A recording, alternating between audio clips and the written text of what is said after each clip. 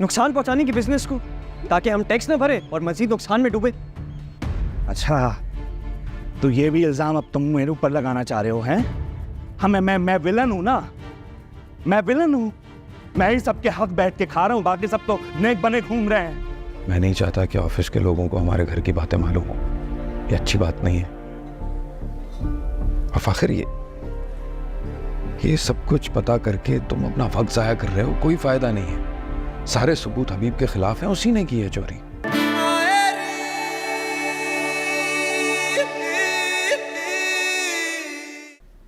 एक बार भी फोन नहीं किया, पूछा भी नहीं कैसी। इस औरत ने पूरी तरह आप पे काबू कर ली। ठीक, को मेरी फिक्र नहीं है तो मुझे भी उनकी फिक्र नहीं है। कैसी हैं आप?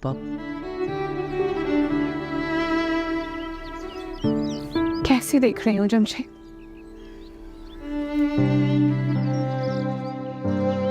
दिन गुजार रही हूँ कि कुछ समझ में आ सके कि इस मामले का हल क्या निकले। हबीब भाई ने अब तक फोन नहीं किया आपको? वो क्यों मुझे फोन करने लगे? उनकी दूसरी बीवी है ना उनके पास। आप, मैं समझ सकता हूँ आप बहुत तकलीफ में हैं, बहुत दुख है आपको। शोहर की दूसरी बीवी को बर्दाश्त करना आसान नहीं है, लेकिन आप ये बात भी अच्छी तरह जानती हैं कि मर्द को 4 शादियों की इजाज़त मजहब नहीं दी है। हाँ, सही कह रहे हो तुम जमशेद, 4 शादियों की इजाजत दी है। इस पर मजहब याद हो जाता है, और किसी बात पे मजहब याद नहीं आता।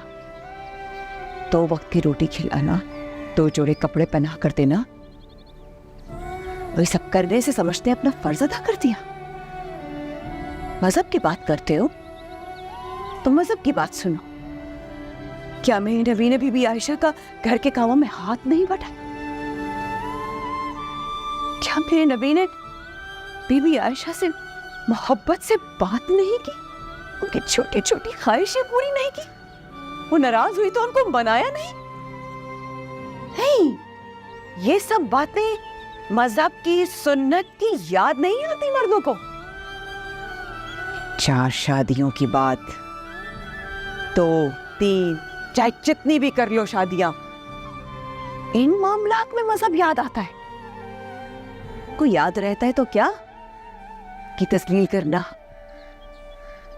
उसकी इज्जत ना करना, उस पर हाथ उठाना, हल्का फुल्का तशद्दुद करना, या उसको बात बात पर तलाक की धमकी देना, ये याद रहता है जमशेद। बाकी मजहब की कोई बात याद नहीं रहती मर्द को। आपकी सब बातें अपनी जगह बिल्कुल ठीक है। मैं समझ सकता हूँ कि हबीब भाई में लाख ऐब है, लेकिन आपा वो बुरे आदमी नहीं है।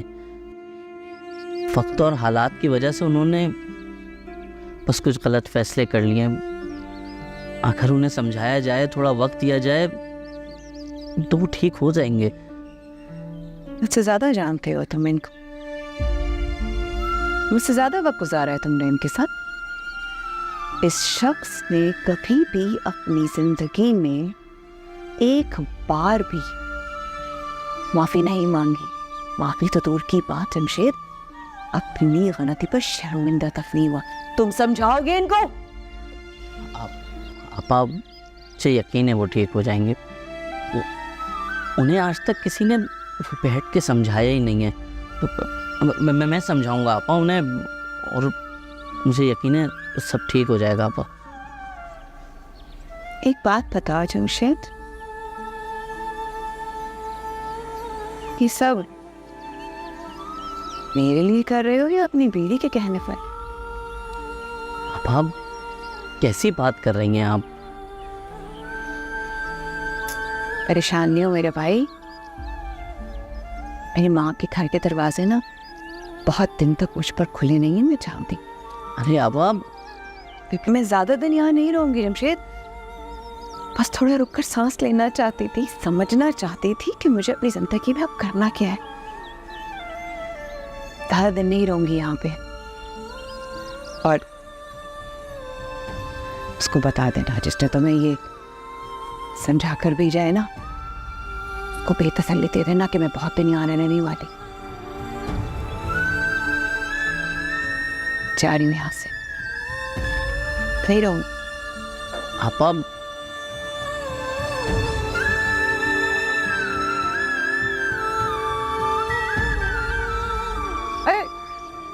ये अभी तक यहाँ सफाई भी शुरू नहीं हुई, कहाँ है ये?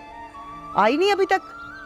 ये इधर आओ, ये कहाँ है आमना भी? अभी तक सफाई भी नहीं उसने शुरू की। अम्मा को इतना गुस्सा चढ़ता है ना जब काम वक्त पे नहीं होता, फिर सबकी खिंचाई होती है। प्रेमिया, आपको अभी तक पता नहीं चला? क्या? रहीला आंटी उन्होंने आमना भी को काम से निकाल दिया। क्या? क्यों?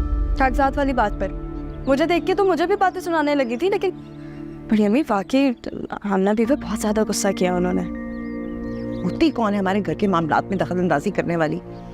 तो मामला भी को फ़ोन कर, उनको कहो मैं बुला रही हूँ, फ़ौरन आए। मैंने कॉल की थी सुबह में बड़ी अम्मी, लेकिन बहुत डरी हुई हैं। राहिला आंटी ने ना उन्हें जेल जाने की धमकी दी थी, तो उन्होंने तो मुझे साफ साफ कह दिया कि अब मैं तुम लोग के घर के मामलों में नहीं पढ़ना चाहती। तो फिर अब ये घर के काम कैसे होंगे? अम्मा को हर काम वक्त पे चाहिए होता है। बस भाई, अब तुम्हें मेरी मदद करनी पड़ेगी।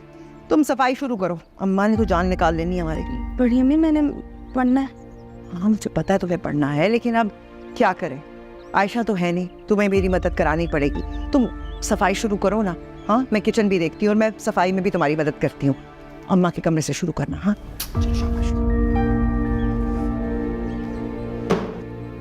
कैसे लिख रहे हो? ठीक से लिखो।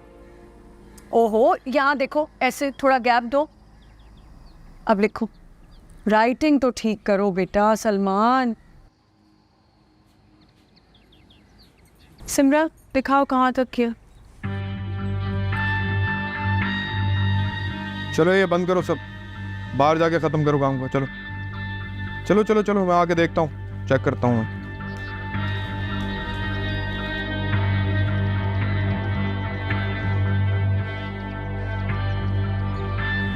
कंप्लीट करना। अच्छा, उठिया नहीं पहना करो।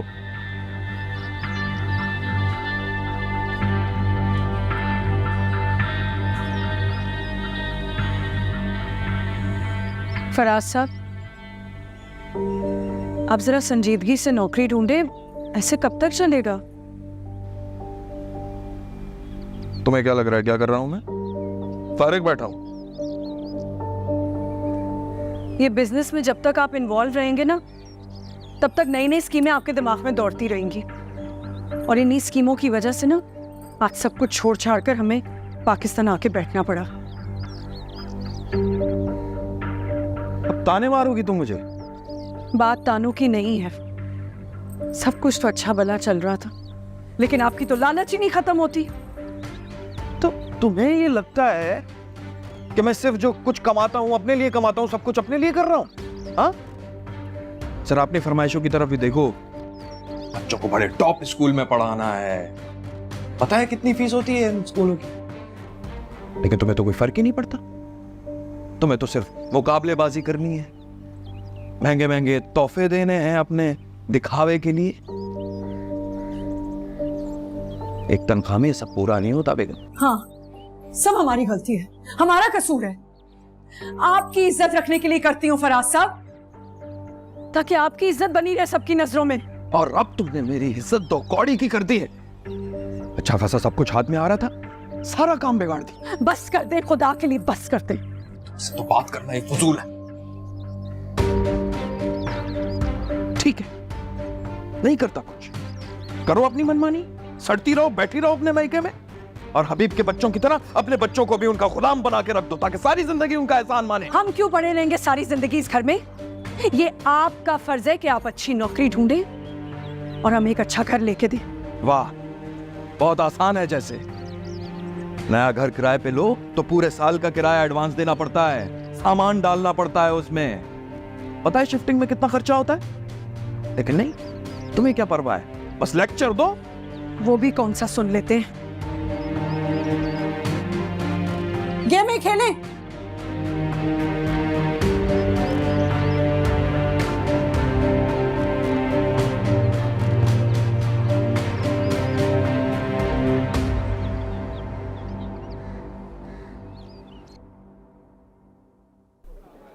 मेरे नाम से 10 लाख रुपए अकाउंट में किसने जमा कराए? सर इस बारे में तो हमें कुछ भी नहीं पता। तो मेरे खिलाफ कौन काम कर रहा है? हबीब साहब, ज़हीर साहब के अकाउंट से पहले वो खुद ही पैसे निकालते थे, उसके बाद आप और सर फाकिर साहब के पास तो अभी साइनिंग अथॉरिटी भी नहीं है। अच्छा, 10 लाख रुपए चोरी हो गए कंपनी से और तुम्हें कुछ नहीं पता? सच सच बताओ, किसने की है हरकत?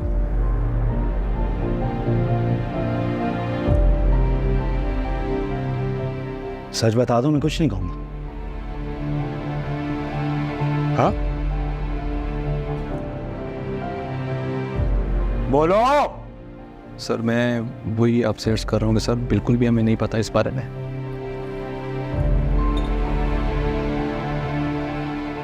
मैं पता लगा लूंगा किसने चोरी किए हैं ये पैसे, और जिसका भी नाम निकल कर आया उसको मैं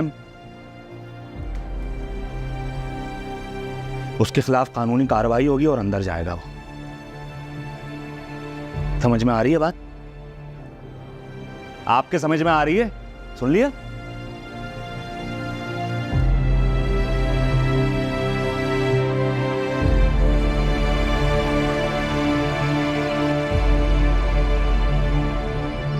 अबरार बेटा, तुम ज़हीर के बच्चों की तरह से हो। हाँ माशाल्लाह बहुत अच्छे वकील भी हो, तो इसलिए मैंने आज आपको बुलाया है कि अब मैं क्या कहूँ आपसे। ये घर और जो छोटा मोटा कारोबार है वो सारा का सारा ज़हीर की अपनी दिन रात की मेहनत का नतीजा है ना? जी मैं जानता हूँ, ज़हीर भाई बहुत अच्छी और नेक इंसान। हाय, बच्चा हीरा था हीरा। तुमसे क्या छुपाना बेटा, तुम मेरे बच्चों की तरफ से हो। ज़हीर का जब से इंतकाल हुआ है ना, उसके सारे बहन भाई उसकी जायदाद उस कारोबार पर कब्जा करने के लिए लड़ रहे हैं आपस में। उनकी नजरें उसके कारोबार पर हैं, हड़प करना चाहते हैं। आप बिल्कुल सही कह रही हैं, क्योंकि बाप दादा की जायदाद नहीं है, ये सब ज़हीर भाई की मेहनत है और उस मेहनत पे उसकी औलाद का ही हक है। सही कह रहा हो, लेकिन मसला ये है बेटा कि फाकरा भी बहुत छोटा है। तो मैं ये चाहती हूँ कि आप ऐसे कानूनी पेपर बनाएं जिसमें सारा कारोबार और सारी जायदाद फाखिर के नाम हो, और उन पेपर्स में आप ये लिखवाएं कि उसके सरपरस्त जो हैं उसकी वालिदा यानी मेरी बहू, मेरे बेटे की बेगम होगी, समीना उनका नाम, ताकि बेटा जब वो बड़ा हो तो कोई गड़बड़ ना हो और सारी जायदाद उसको ही मिल जाए, कोई और दूसरा उसको हड़प ना कर सके। मैं समझ गया आपकी बात, अब बेफिक्र हो जाए, जिस तरह आप चाह रही हैं वैसा ही होगा। मैं खाली स्टाम्प पेपर निकलवाता हूँ और डॉक्यूमेंट्स बनवाता हूँ, उसके बाद आपकी साइन ले लूँगा।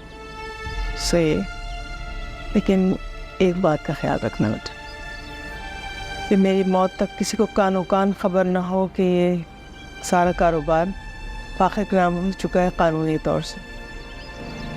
वो नहीं चाहती कि मेरे मरने से पहले इस किस्म का कोई फसाद हो मेरे घर में, समझ रहे हो ना? तो आप बेफिक्र हो जाए, जिस तरह आपने सोचा है वैसा ही हो। ठीक है बेटा, जीते रहो, खुश रहो।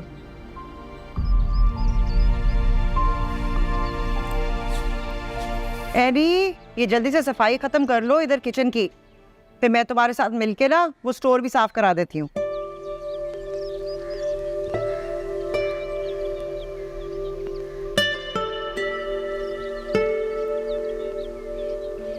जा।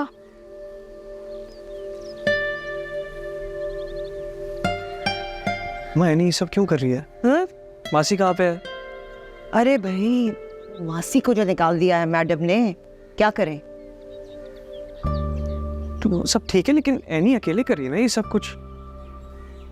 वाह भाई वाह, वो नजर आ रही है, मैं नजर नहीं आ रही हूँ।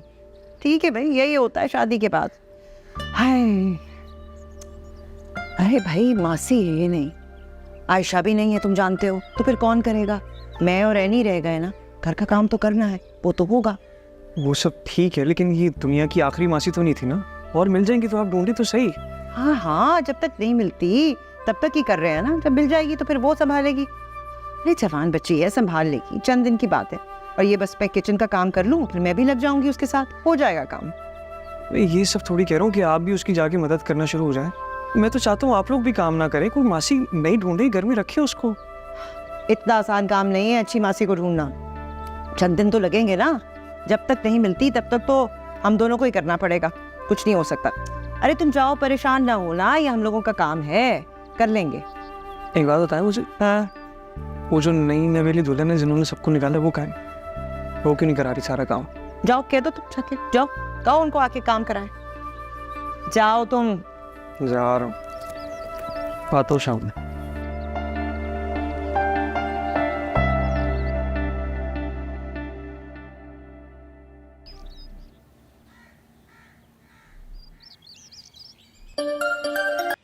हाँ इरा, कुछ मालूमात मिली हमजा के स्कूल से? अरे अरे, सबर लड़की, थोड़ा आराम से, रिलैक्स। ना सलाम, ना दुआ, ना हाल अहवाल। बता रही हूँ, तुम्हारा मजाक खत्म नहीं होगा ना। हिरा, मैं बहुत सीरियस हूँ इस मामले में। अच्छा भाई, नहीं करती मजाक, तुम तो सीरियस ही हो जाती हो। अब इधर उधर की बातें करती रहोगी, मुझे कुछ बताओगी भी? एनीवेज, इससे पहले तो मुझे काटने को आओ, let's cut to the chase. मैंने अपने कजिन से बात की थी, वो हमजा उससे सिर्फ 1 साल ही सीनियर है, लेकिन उसने हमजा को स्कूल में देखा है और कह रहा था कि कुछ सीनियर्स को जानता है, जल्दी पता लगा लेगा कि आखिर चक्कर है क्या। ये तो बहुत अच्छी बात है। अपने कजिन से कहो कि मुझे कल ही सारी डिटेल्स दे। उस लड़की के बारे में जानना अब मेरी जिद बन गई है। Okay bye. 2 टके की इज्जत हो गई है इस घर में मेरी। मैं अपनी इज्जत और मिट्टी में नहीं मिला सकता। बस भूल जाए, बोलते क्यों नहीं है उन लोगों की बातें, दिल पे क्यों ले लेते हैं? आपको याद है अम्मा ने क्या कहा था कि जब घर का सरबराह बनना होता है, जिम्मेदार बनना होता है ना, तो कुर्बानियां देनी होती हैं। और इनके लिए नहीं दे कुर्बानियां, अपने लिए दे, हमारे लिए दे।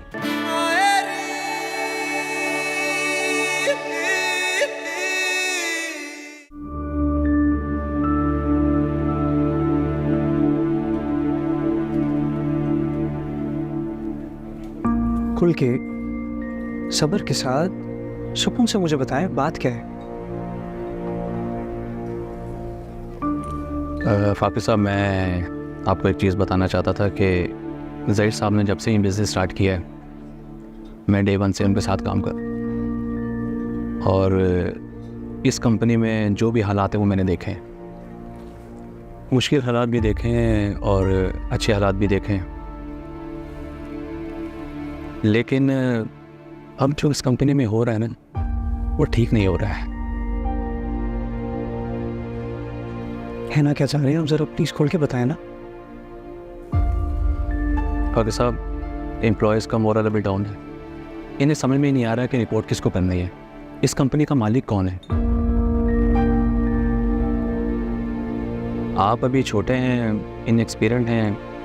हबीब साहब की ज़हनी कैफियत को देखते हुए मैंने ये सोचा कि मैं आपसे बात कर लूं। और एक बात आपको और बतानी थी कि वो टैक्स वाला मामला हल हो गया है, हमने टैक्स जमा करवा दिया है। वाकई?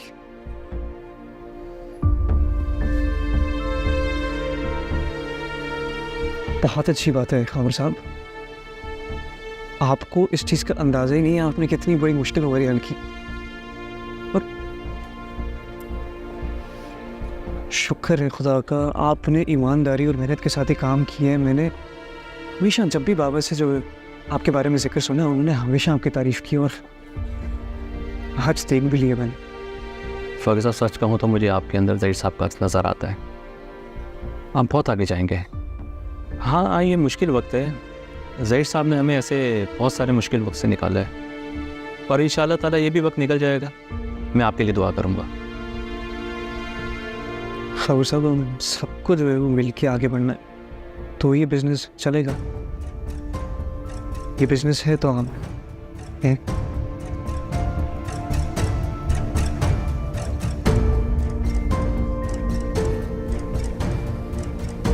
काफी साहब, मैंने आपको हमेशा अपने बच्चों की तरह देखा है। ज़हीर साहब ने ये बिजनेस अपनी फैमिली की तरह स्टार्ट किया, और अगर फैमिली ही नहीं रही तो बिजनेस कैसे चल सकता है। एनीवे, मेरी दुआएं आपके साथ हैं। Thank you.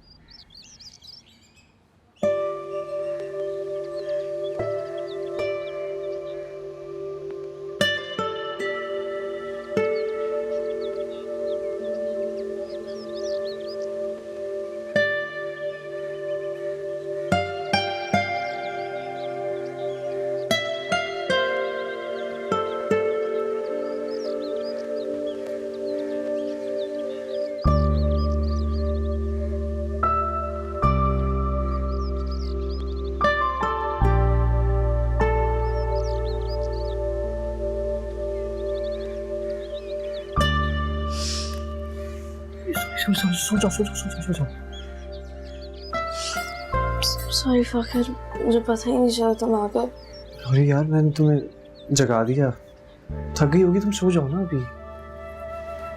हाँ थक तो गई हूँ मैं, ज़्यादा काम कर लिया आज मैंने, सही से पढ़ाई भी नहीं कर पाई। सॉरी यार, कुछ कर ही नहीं पा रहा मैं तुम्हारे लिए। क्या मतलब? तुम सारा दिन घर का काम करती हो यार, थक जाती हो, क्या करूं मैं भी। तो एक काम मुझे शायद रोज करना पड़े। तुम मत किया करो काम। मैंने ऑफिस में पियोन से बात करी है, उसकी कोई जानने वाली है एक मासी जो करती है यहाँ काम। थोड़े दिन में वो आ जाएगी, फिर काम तुम्हारा आसान हो जाएगा। वैसे अगर मासी लग जाना तो अच्छी बात है, ये काम तो वाकई बहुत मुश्किल है, मेरे कमरे में भी बहुत दर्द होता है। खाना खाया तुमने? नहीं, सोचा था कि थोड़ा काम करूँगी और पढ़ के फिर खाना खा लूँगी, लेकिन मेरी तो लगती। तुमने काम करने के बाद खाना भी बनाया? तो खाना बनाने की भी तो जिम्मेदारी मेरी ही है। खाते हैं फिर साथ खाते हैं। मैं लेकर। तुम बैठो, मैं लेके रेस्ट करो यहाँ पे, अभी थोड़ी देर आराम करो, मैं गर्म करके लाता हूँ, ठीक है?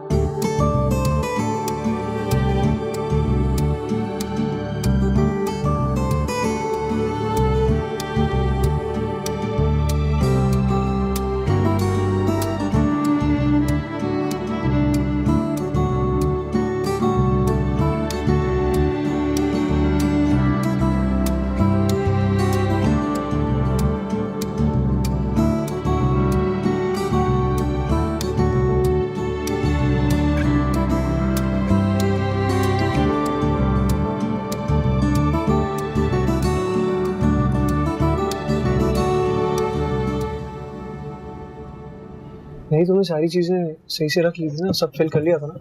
हाँ सब फिल कर लिया।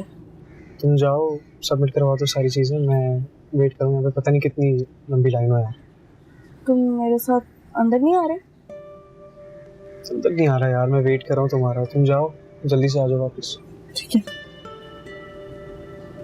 वैसे फाकिर तुमसे एक सवाल पूछूं? पूछो। तुम क्या कभी भी स्कूल नहीं जाओगे? पता नहीं यार, फिलहाल मकसद कुछ और है मेरा। वैसे भी हम दोनों के हिस्से की पढ़ाई तो तुम कर ही रही हो। सही। आओ जल्दी से। आती हूँ।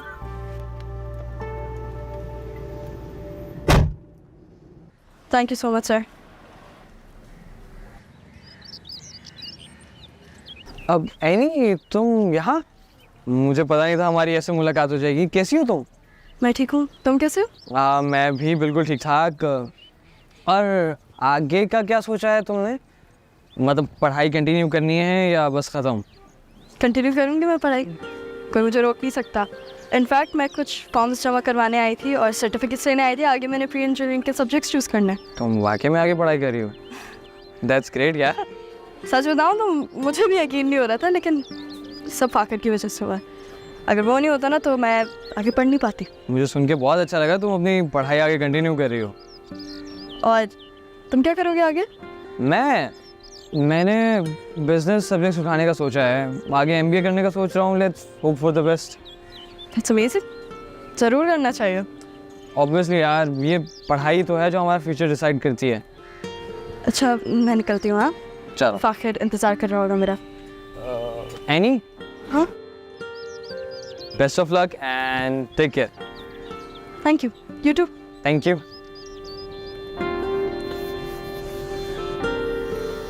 किधर जाएंगे? सॉरी फाकिर, बहुत ज़्यादा देर हो गई, लाइन बहुत लंबी थी। खैर कोई मसले की बात नहीं। तुमने सारी चीज़ें जो है वो ले ली, कैरेक्टर सर्टिफिकेट ये जो जो तुम्हें चाहिए था? हाँ। हाँ? थैंक यू फाकिर, तुम्हारी वजह से ये सब कर पा रही हूँ मैं। खैर यहाँ कोई मसले की बात नहीं। इस रिश्ते के बारे में मैं ज़्यादा जानता नहीं हूँ, लेकिन इतना ज़रूर पता है मुझे कि एक दूसरे को अगर हम सपोर्ट करें तो उसी में हमारी बेहतरी है, वरना हमारे घर वाले जो है ना वो कच्चा चबा देंगे हमें। खैर सारी बातें इधर ही करनी है, कहीं चले? हाँ चलो, वैसे भी बहुत देर हो गई है। चलो चलते हैं, कॉफ़ी पीने चलते हैं। कॉफ़ी? तुम्हें ऑफिस नहीं जाना? जाना तो है पर थोड़ी देर बाद चला जाऊँगा तो मसला नहीं है, क्योंकि घर से भी कुछ खा के नहीं निकला था। भूख बड़ी लग रही है यार। नहीं फाकिर, बहुत ज़्यादा देर हो जाएगी। अगर घर देर से जाएंगे ना तो फिर घर वाले 100 सवाल पूछेंगे और फिर बहुत गुस्सा होंगे। तुम्हें ये बात पता है? वैसे हम कोई गुनाह कर नहीं रहे हैं, लेकिन अगर आपका बहुत दिल कर रहा है घर पे जाके झाड़ू पोछा करने का तो फिर चलते। चलो आ जाओ। नहीं नहीं भाई, चलो कॉफ़ी पीने चलते हैं। चलो चले।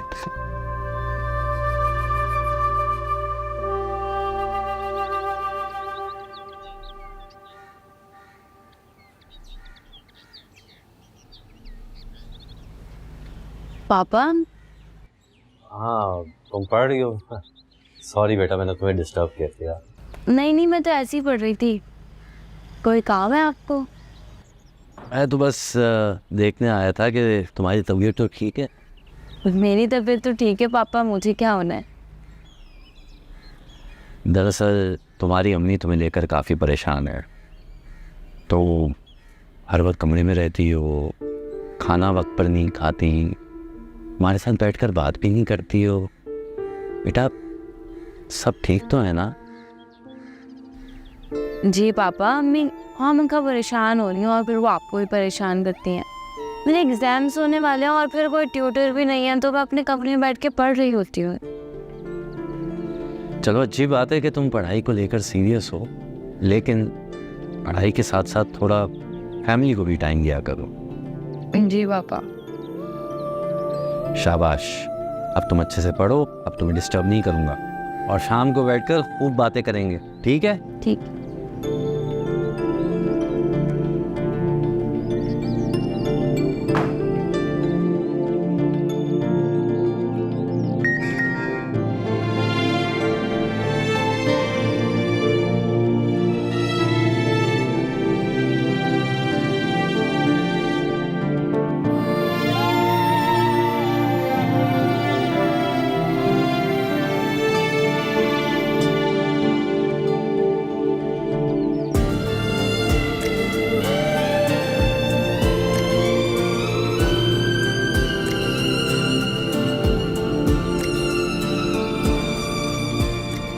से चाय का कहा हुआ था मैंने, अब लेके आ रही हो? अम्मा घर में और भी बहुत सारे काम है ना, वो भी देखने हैं। ये आयशा अपनी माँ के घर जाके बैठी गई, तुम्हारे फ़ोन पे बात हुई उससे? नहीं अम्मा, मेरी कोई बात नहीं हुई है, और शायद उसे चंद दिन और लग जाए। कुछ दिन और क्यों? बस बहुत हो गया, उससे को वापस आ जाए, फ़ोन करो उसे। जी वो तो मैं कह दूंगी, लेकिन घर पे एक और मसला खड़ा हुआ है। क्या हुआ? हबीब ने फिर और कुछ कह दिया उससे? नहीं अम्मा, हबीब ने नहीं, उसकी वो लाडली, उसने मसला खड़ा किया है। अब उसने क्या कर दिया? करना क्या था, वो आमना मी को नौकरी से निकाल दिया है, भगा दिया है। अरे वो कौन होती है ये फैसला करने वाली? किससे पूछ के उसने ये फैसला किया? आप ही पूछे उससे, बहुत परपुरजे निकल आए उसके।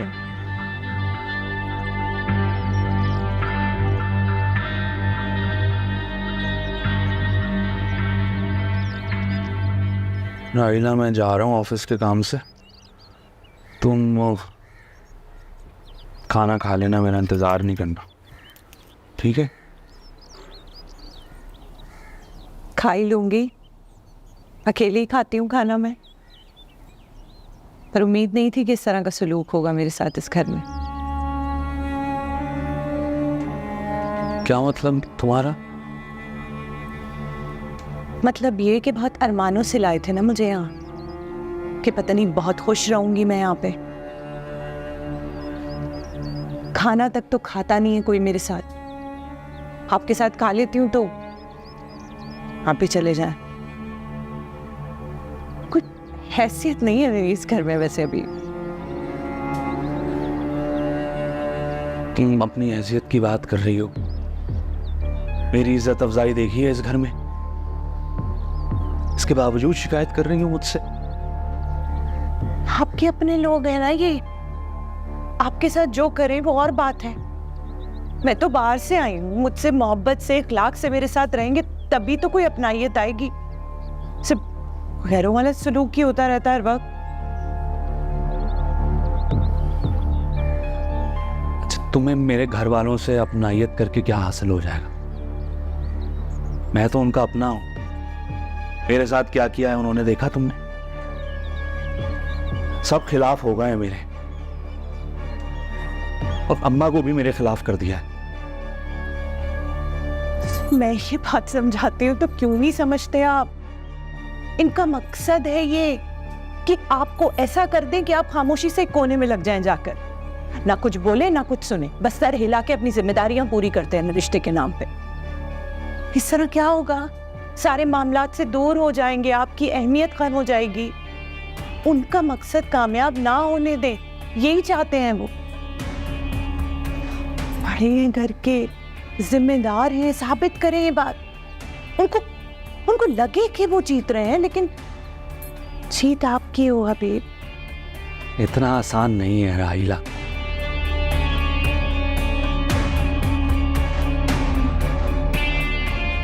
दो टके की इज्जत हो गई है इस घर में मेरी,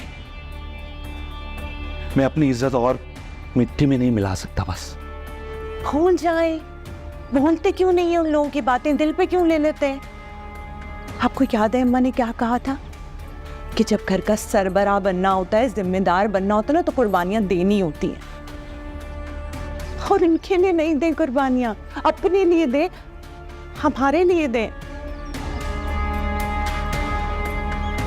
याद है इन सब लोगों को क्या क्या अहमियत क्या है,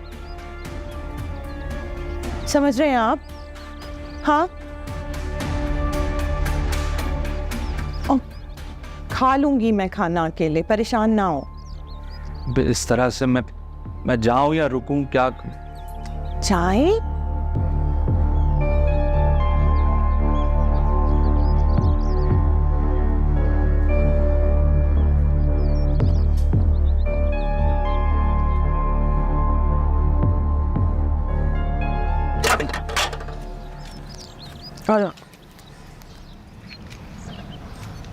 आखिर इतनी देर हो गई है, मैं तुम्हें बता रही हूँ कोई ना कोई मसला खड़ा होगा, मुझे बहुत डर लग रहा है।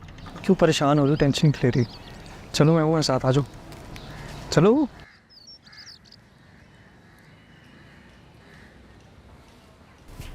अरे कहाँ रह गए थे तुम लोग? हाँ, इतनी तौफीक नहीं हुई कि जाने से पहले किसी को बता के जाओ कि कहाँ जा रहे हो, क्यों जा रहे हो?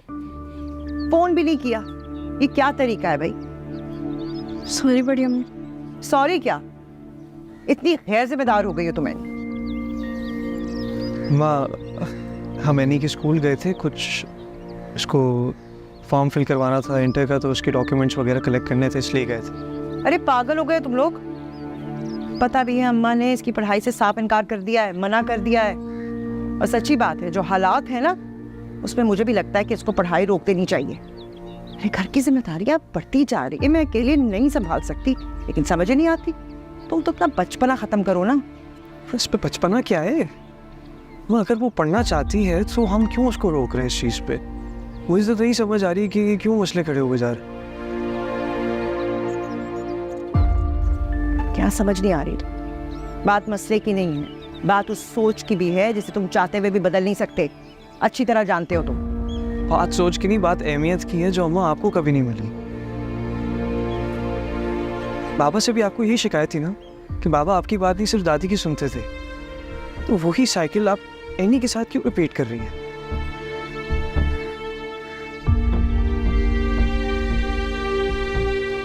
आपकी अहमियत मेरे लिए बहुत है, लेकिन इसकी अहमियत मेरा फर्ज है ना। ये कोई गैर तो नहीं है।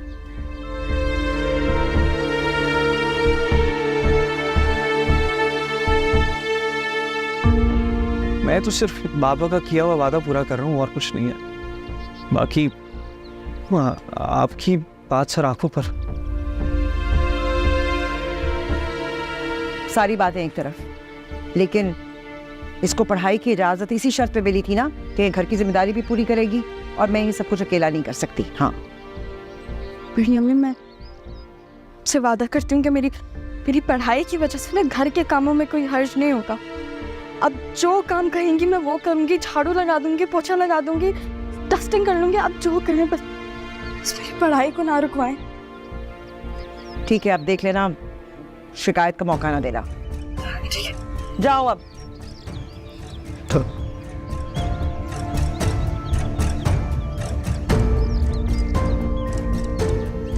बाबा से भी आपको यही शिकायत थी ना कि बाबा आपकी बात नहीं सिर्फ दादी की सुनते थे। तो वही साइकिल आप एनी के साथ क्यों रिपीट कर रही है? आपकी अहमियत मेरे लिए बहुत है, लेकिन इसकी अहमियत मेरा फर्ज है ना।